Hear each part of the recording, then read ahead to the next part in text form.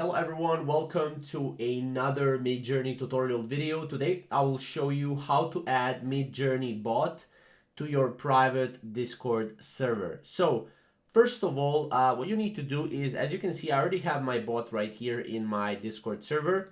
But what you need to do is you need to go to Midjourney officials, basically official Discord server. Once you're here, make sure to go here and hit the show members list if you don't already have it.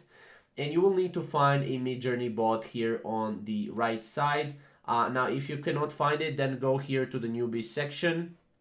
And then here, you will be able to scroll through it and you will be able to find it. Now, as you can see, I cannot currently find it right now, which is pretty odd. But usually, once you have here, once you go to the, to the section, you will be actually be able to hit on the Midjourney bot, right? Or here.